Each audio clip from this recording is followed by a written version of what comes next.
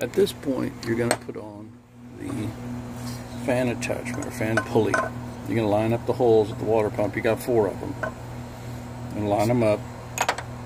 Kind of get them semi-tight. Get 1 or 2 in there. And you line up the other 3 or 4. Back off a little bit, and then I'll adjust it. Put a little anti-seize in everything I do. A little zinc compound. Helps with a lot of things. I can feel the other hole is good. And I'll get the last one in. And we can basically get this assembly back together. We'll put the serpentine belt on at that time.